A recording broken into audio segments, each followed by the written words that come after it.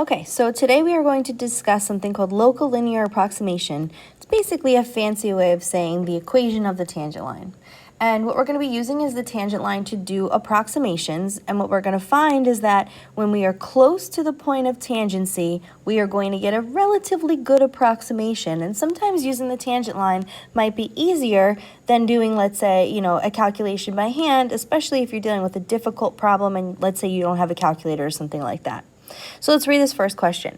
Suppose you were told that a differentiable function passes through the point 2, 5 at x equals 2, f prime of x is equal to negative 1, and given only this information, we need to approximate f of 2.1. So as you read through this question, there's nowhere that says f of x equals blank. You don't have an actual f of x, so there's nowhere to plug 2.1 into. What we're going to have to do is make the equation of the tangent line and use the tangent to approximate that value, knowing what we know about tangents. So as we had mentioned when we went over the homework last night, L of x is equal to f of a plus f prime of a multiplied by x minus a. In this particular problem, we're talking about making this at x equals 2, so that's a fancy way of saying a equals 2. So basically we need to fill in, to make my equation of the tangent line that we're going to use to do our approximations, f of 2 plus f prime of 2 multiplied by x minus 2. Okay, so as I read through, f of 2 equals 5 according to the point that's provided. F prime of 2 is equal to negative 1, according to the fact that the derivative is always equal to negative 1 in this case. So if I fill those values in, I'll have L of x equals f of 2, which is 5, plus f prime of 2, which is negative 1, multiplied by x minus 2. And if I now want to use this to approximate f of 2.1, that should be a relatively close value to the L of 2.1, and I'll show you a visual in just a second. So basically this means take 5 minus 1, and instead of writing x, I'm going to plug in 2.1 minus 2. And as I start to simplify this, this becomes, and again, I'm doing this by hand so you can see that if I didn't have a calculator, this would be a lot easier to use the tangent line, or might not have the option of using f of x. But in reality, you're allowed to use the calculator to check yourself as you go through this stuff. So 2.1 minus 2 would be 0.1. So this really becomes 5 minus 0.1, or 4.9. Okay, so that would be the value, my approximate value of f of 2.1. Okay, so the main idea, make a tangent line like I did right here. Okay, you're then going to plug in different x values into that tangent line to approximate values of f of x when you don't have an actual f of x to plug in.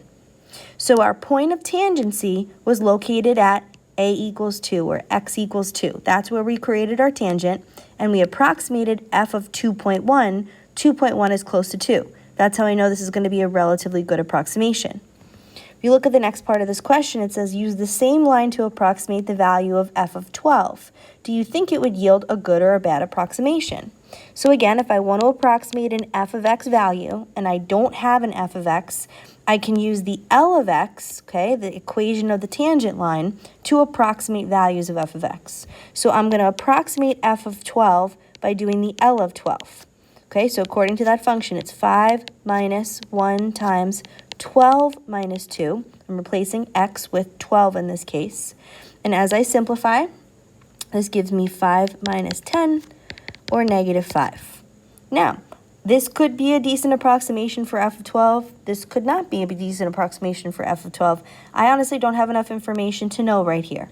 But just to give you an understanding of why I know that f of 2.1 is pretty close to L of 2.1, whereas f of 12 is probably not that close to L of 12, has to do with the fact that if you create a tangent line and you use that tangent line close to the point of tangency, you're not even going to be able to tell the difference between L of x and f of x. So look at this example right here on the right-hand side, okay? So like I said, imagine that you are making, this is your point of tangency right here, a, f of a. Okay, if I even zoom in really close, can I zoom in any further? When I get really close to the point of tangency, can you even tell the difference between those blue and red lines? No, at the point of tangency, they're actually exactly the same. As long as I stay relatively close to the point of tangency, they're still going to stay the same. But you'll notice as I zoom out, as I get to like areas where I'm not necessarily so close to the point of tangency, the red and the blue lines are no longer close to each other. So the way that you can kind of think about this is to think of this in this particular problem, right? We had made our tangent line at f of 2. So think of this right now as, let's say, x equals 2. Okay? Sorry, that's kind of messy. So we did it again. Okay, so think of this as x equals 2. And then again, we had also compared this to when, let's say, x equals 12. Okay, so when x equals 2, again, zoom in. The blue and the red, barely tell them apart. That means L of x and f of x are almost exactly the same. So when I use 2.1, okay, obviously, again, I'm going to get a pretty good approximation for the f of 2.1 using the tangent line. However, as I go further away from the point of tangency, whether that's to the left or to the right, as you can see with, let's say, 12, f of x and L of x are no longer really that close to each other. Is it possible they're still close to each other? Yeah. But can I guarantee it? Not so much. So the main point that I want you to get from this is that you're making a tangent line. You're using a tangent line, L of x, to approximate values of f of x by replacing x with whatever number they give you. And the point is, whoops, good thing I have writing a pen. Okay, so using L of x yields a good, and again, good is a relative term, a good approximation when evaluating f of x values close to the point of tangency. Okay, so again, as long as you stay close to where you made your tangent, you'll be able to use that tangent line to get a pretty good approximation for f of x. Again, when would you use this? You would use this when you don't have an actual f of x to plug into, or maybe it's computationally too difficult and you don't have a graphing calculator and you're just using this to get a decent approximation. So take a look at the practice example number 1. So first part says find the local linear approximation to f of x equals the cube root of x at x sub 0 equals 8. That's a fancy way of saying make L of x, that's what local linear approximation is. Okay, local linear approximation means L of x. Make L of x when a equals 8. Okay, so let's write our general model first. L of x equals f of a plus f prime of a times x minus a. Okay, in this case, a is 8, so L of x equals f of 8 plus f prime of 8 times x minus 8. Okay, if I start to evaluate this, L of x equals, okay, so I don't have f of 8 written, so let me calculate that first. F of 8 equals the cubed root of 8, which is 2. Okay, f prime of 8 is going to be a little more tricky. F prime of 8, actually, you know what, I should probably do f prime of x first. So think of this as x to the 1/3 f of x, so my 1/3 would drop down in front. As I subtract 1/3 minus 1, I get negative 2/3. So this becomes 1/3. And then I have x to the 2/3, which is the cube root of x squared. Now, you may or may not want to write it out in this format. I honestly don't care if you want to use your graphing calculator. That's fine. So if you want to maybe save a little bit of time right now, again, you're just trying to pretend like, what if I didn't have a calculator? How would you find an approximation? But for right now, again, I'm just trying to get you to understand the idea of making a tangent line. If you had wanted to, you could go to y equals. You can go back to y1 and you can plug in that you want x to the 1/3, okay, or cube root of x. And then if you go out of this, obviously if I wanted f of 8, I could do alpha, like y equals, alpha trace and do y1 of 8. Okay, so there's my f of 8. Remember, if you wanted the derivative, this is math 8. Okay, so there's the derivative of y1 with respect to x at x equals 8. Okay, I guess it's not going to work on this particular calculator. No biggie. Okay, I would just have to actually go, in your graphing calculator, this will work. I would just go and I would replace x over here in this funky expression with 8. And again, it's just a matter of doing your arithmetic. So that would be like, what, 1 over 3 times 2 squared. So that's 1 over 12. Okay, again, feel free to use your graphing calculator just to make the computations a little easier because they are not the focus of what we're trying to do here.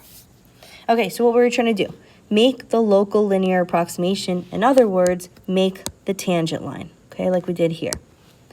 Then you're going to use that tangent line to do an approximation. So it says use the local linear approximation obtained in part A to approximate the value of the cube root of 8.03. So remember, the function we're dealing with is the cube root of x. Okay, we made our tangent line at x equals 8. So this is basically a fancy way of saying do the f of 8.03, okay, the part that was underneath here, which would have been the x inside the cube root of x.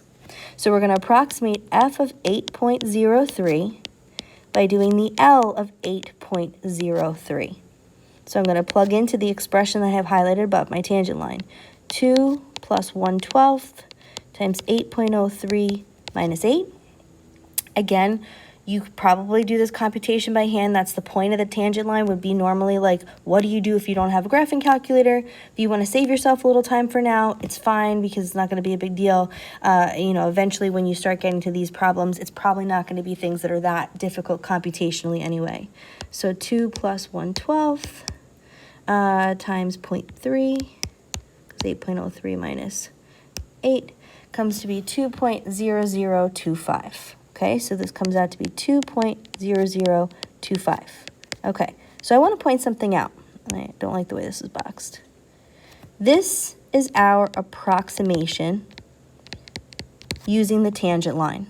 Okay, so what I want to now do is go in the calculator, okay, and do the value of the cube root of 8.03, and I want you to see how close this comes out to our approximation. So I'm going to do 8.03 raised to the 1/3. That comes out to be 2.0024968815. Okay, don't worry about all those decimals. Just focus in on these ones right here. 2.00249. 2.0025 was our approximation. That's pretty close, right? So just using the tangent line and plugging in a value that's close to the place where we made our tangent line. 8.03 is pretty close to 8 where we had made our tangent line. As long as you stay close to where you made your tangent, your linear approximation is going to yield a pretty good value. And again, this is meant for situations where you don't have a calculator. So pretend you were working on some sort of test and you needed the value of the cube root of 8.03. If you go through the process that we did before of saying, okay, cube root of x, what's the closest value to 8.03 is 8, make the tangent at that point, plug in 8.03 for x, you're going to get a good approximation for that value without having to use your graphing calculator. Now again, to illustrate the idea of your approximation is good as long as you stay close to where you made your tangent, I want to point out what happens when you don't stay close to where you made your tangent. So we're going to use the same equation that we had in part A. L of x equals 2 plus 1/12 x minus 8. Okay, remember we had made that equation of the tangent line at x equals 8. Let's say now we want to figure out what happens if I want to calculate the value of the f of 25. Okay, so I'll approximate that using the L of 25. And I'll plug in 2 plus 1/12 times 25 minus 8.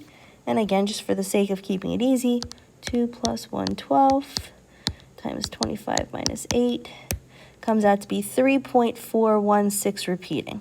Okay, so that's about 3.4167. We'll say something like that. Okay, that's our approximation using the tangent line.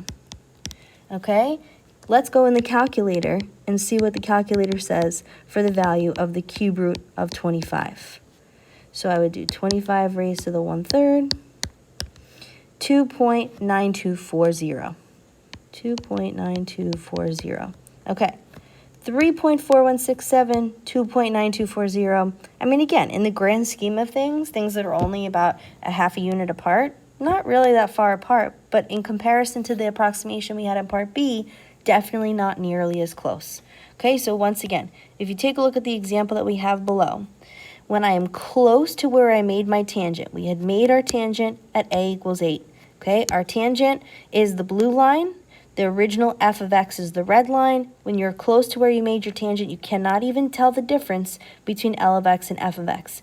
Hence why when you go to plug in at 8.03, you get a very good approximation for f of 8.03 because there's really almost no difference between those two lines.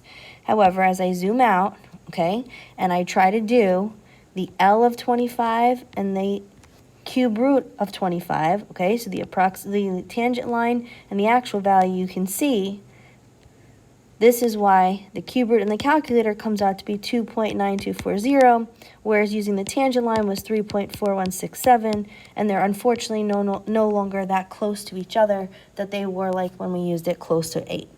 Okay, so that's the idea. Make a tangent line, plug into the tangent line using what's in the, inside the function that you're trying to approximate. You don't always have to use the calculator to check it. I was just doing that to show. And then remember, as long as you stay close to where you made your tangent, you'll get a decent approximation for whatever you're working with.